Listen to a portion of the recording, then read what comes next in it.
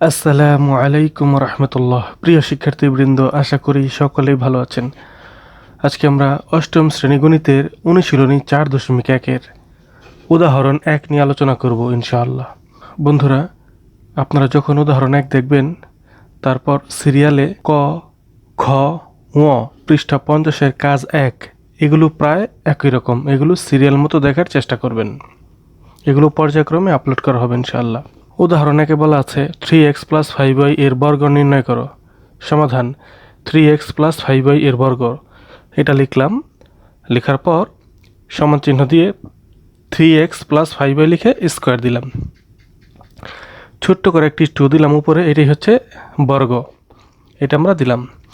দেওয়ার পর এখন এই লাইনটি কিভাবে হলো সেটা আমরা দেখব। এখন এটা কিভাবে হলো, আমরা একটি সূত্র জানি, a + b whole square, a square + 2ab + b square, a + b whole square সমান a square + 2ab + b square.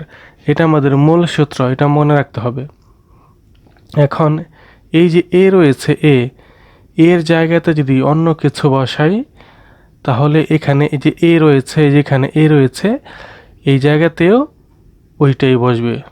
এই যে b এর জায়গায় যদি অন্য কিছু বসাই, এখানে যে বি রয়েছে, যে বি রয়েছে এই বি এর জায়গাতেও সেটাই বসবে।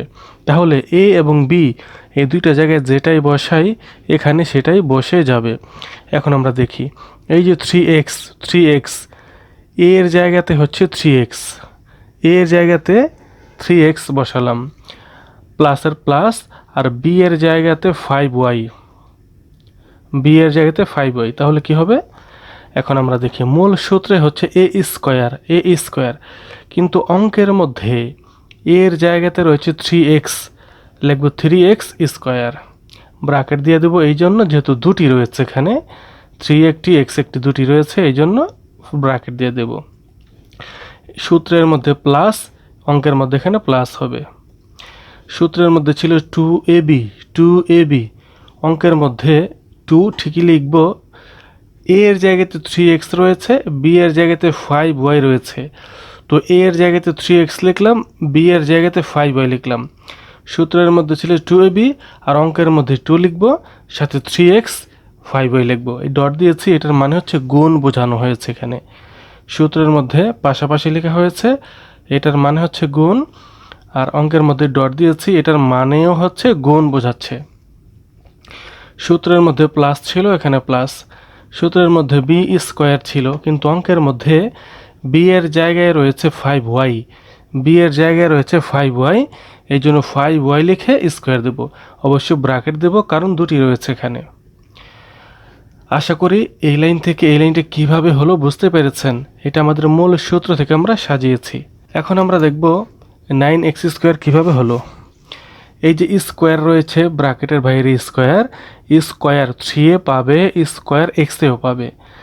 স্কোয়ার যদি 3-কে দেই কি হয়, স্কোয়ার 3-কে দিলে 3 স্কোয়ার, এর মানে হচ্ছে 3 গুণ 3, মানে 3 3 9। 3 স্কোয়ারের মানে হচ্ছে 9, 3 স্কোয়ারের মানে 9 লিখলাম। আর এক্সের যে স্কোয়ার রয়েছে, এক্স স্কোয়ারটা লিখে দেব।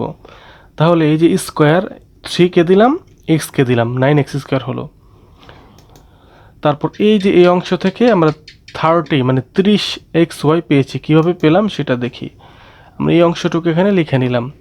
শুরুতে প্লাস লেখা লাগে না, প্রথমে প্লাস লেখা লাগে না, কিন্তু এই প্লাসের বাম পাশে যেহেতু কিছু রয়েছে এই জন্য আমি এখানে দিয়ে দিলাম বোঝার জন্য। যদি বাম পাশে কিছু না থাকতো তাহলে আমি শুরুতে প্লাস লিখতাম না। তাহলে আমরা দেখি এটা কিভাবে করব। এই যে ডটের মানে হচ্ছে গুণ, 2 এর সাথে 3x গুণ, আবার 5y গুণ রয়েছে, মানে তিনটাই গুণ।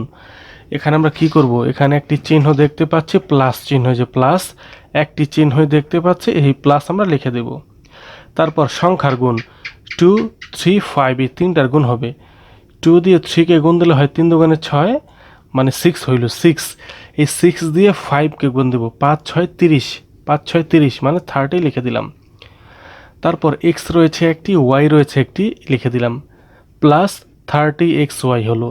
এখান থেকে কিভাবে 30xy হলো আশা করি বুঝতে পেরেছেন। এটাই আমি লিখেছি, এখান থেকে এই যে 30xy লিখেছি, প্লাস 30xy। তারপর 25y² কেমনে হলো, এই যে 5y হোল স্কোয়ার দেওয়া, স্কোয়ার যেটা রয়েছে বাইরে, স্কোয়ার 5-এ পাবে, স্কোয়ার y পাবে।